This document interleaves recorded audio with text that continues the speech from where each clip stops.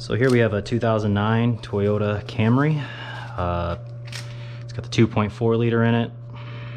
We're going to be doing the front brakes and rotors. This is a part of a much larger project, so I figured I'd start here.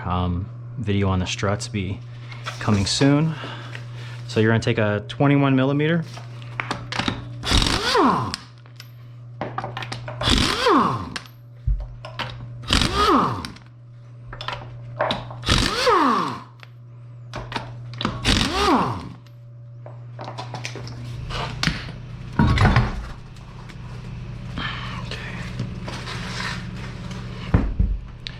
All right.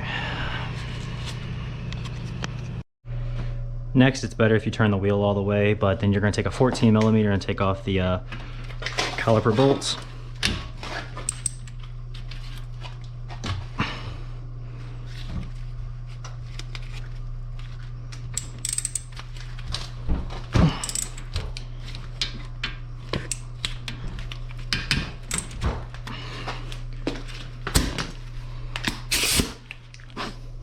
Speed things up a little bit.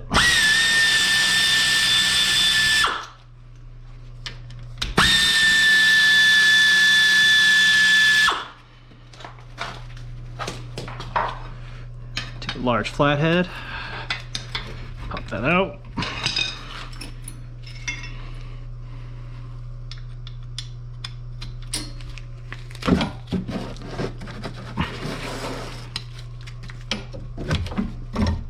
All right, now be mindful of these little clips. There's not a lot of tension on them. They won't go flying at you, but we'll get rid of them. Don't lose these. I mean, if you do, it's not, too big of a deal. The only thing they do is just make sure the brake pads don't stick to the rotor. It's nice little add-on, so your brakes last a little longer. Motion detected at your front door. Next, we're going to take a 17 millimeter, take off the caliper bracket bolts. Oh.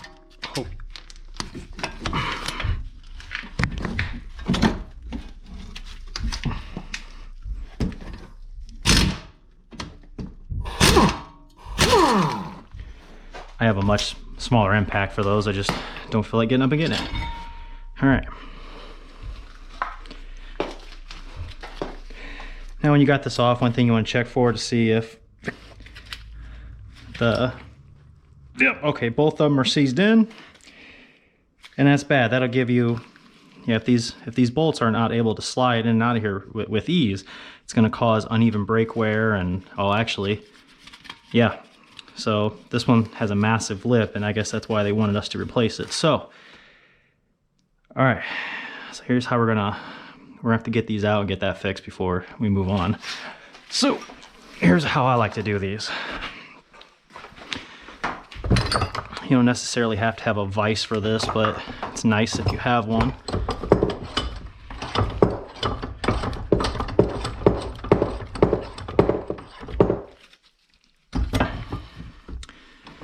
Really just need any way to hold it.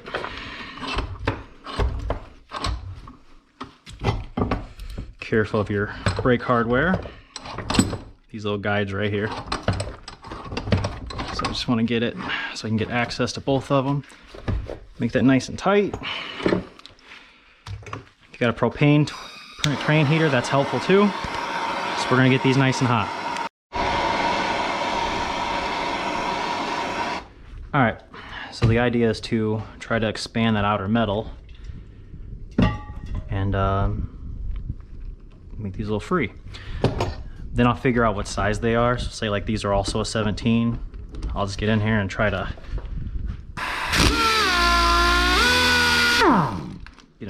knock them loose as best I can.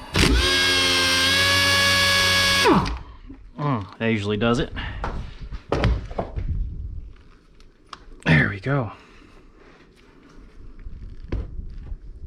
Okay, I'm just going to remove these sleeves.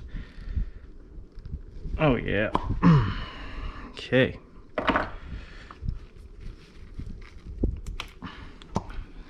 Same thing with up here. So I got this new Cobalt.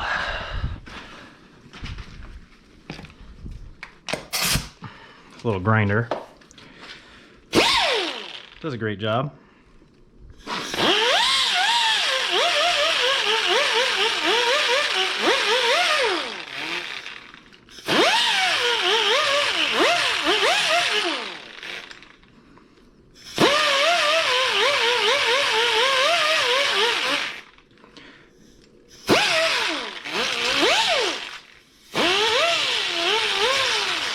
Pretty much just want to knock off any kind of rust or buildup or some of the old grease that was in there.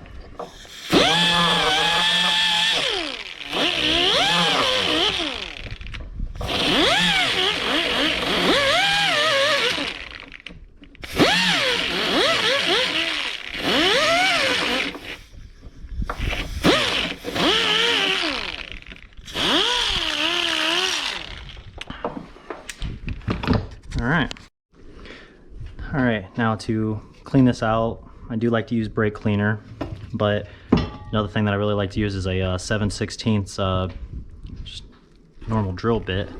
It's usually the size of it. Get in there and scrape it up real good. You don't really need the drill unless it's really bad up in there, but they usually can really knock out a lot of the stuff that's built up inside of there.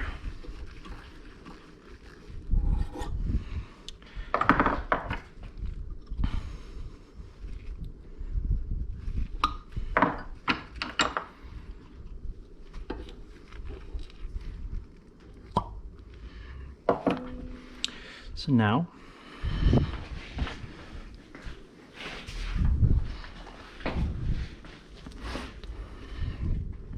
before I do that, it doesn't really matter in what order you do that, but we'll go ahead and grind down all on the rust on this hardware, because the brakes that they purchased did not come with new hardware, so we'll go ahead and get that all cleaned up.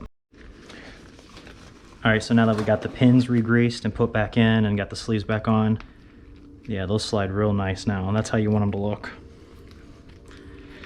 All right, so next, I'm gonna take my 4-pound hammer. Nothing's holding on this this rotor, so it's just a matter of whacking it off.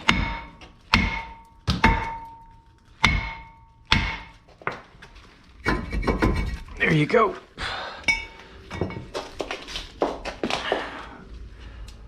All right, now I'm gonna take that grinder again and I'm gonna clean up what I can. See, it's nice. Okay, this one is it's just too big. I gotta order some new ones, but it'd be nicer if you use like a 1-inch. That way you can get in here a lot better and get all these crusties off a lot quicker. See what I mean? That's about as far as I can get today, unfortunately, but like I said, I'll order some new ones and be able to get in there a lot easier.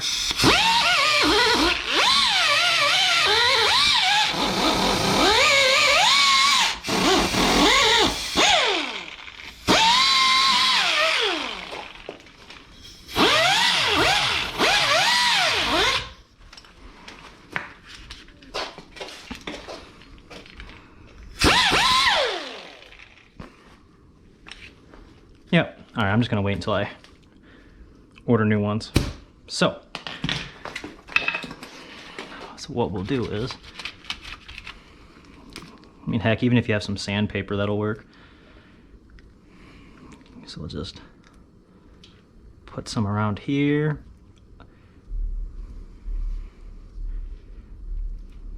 That way the rotor doesn't get stuck later on. Keeps it from most of the rust building up. Oh. Okay, put the rotor on.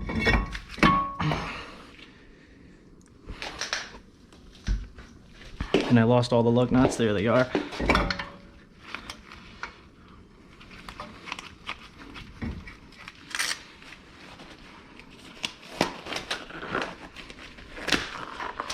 Might be asking why I'm wearing 2 gloves. It's because it's -12 outside right now and the garage isn't fully heated up yet. So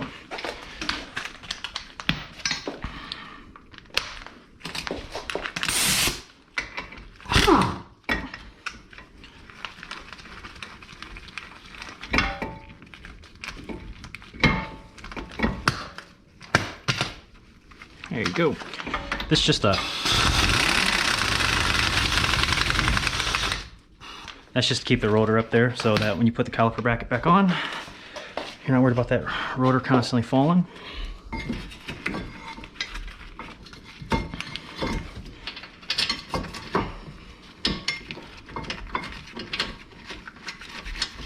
But really that's it of the video. The rest is just putting it all back together.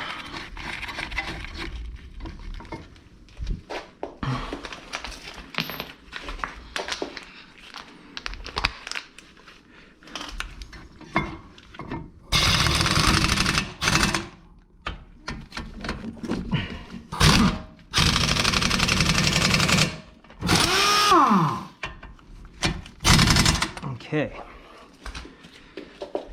Now,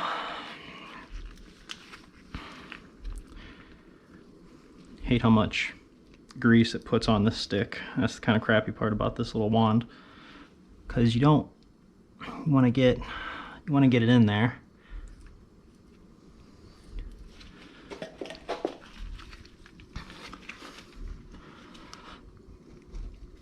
I know you guys can't see anything, but just want to keep the brake pad sliding nicely for a long time. There, put that there.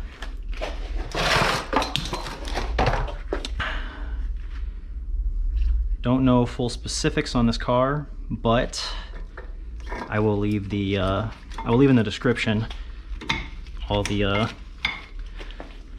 brake pads and rotors and all that fun stuff.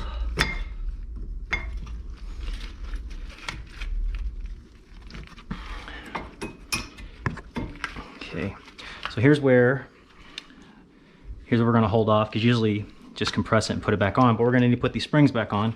So actually what I like doing is go ahead and taking care of pressing this piston right now.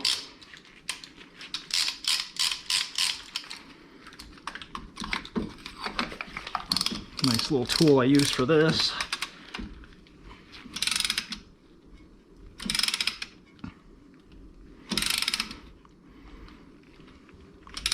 I know some people take off the cap to the brake fluid reservoir.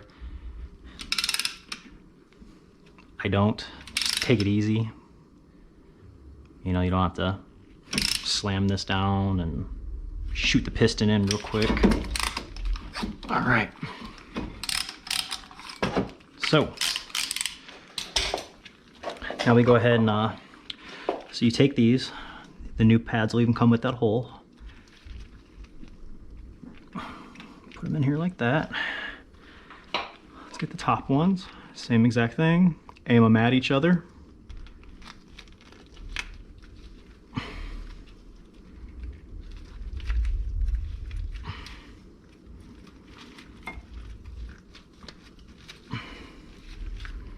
All right, I'm gonna mess with this for a second. I'll be right back. Okay, now you just, while these are in here, you just slide the piston over. Now that the pins are moving in and out, give you more room too.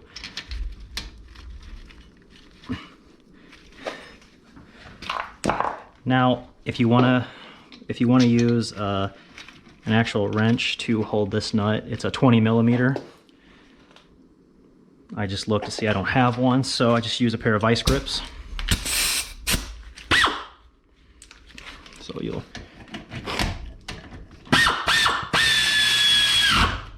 sometimes you need them, sometimes you don't.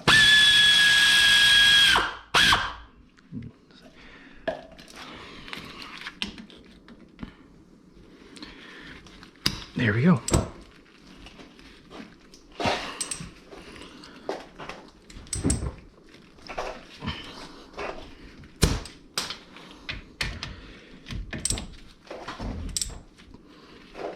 All right, so that's how you change the brakes on a 2009 Toyota Camry.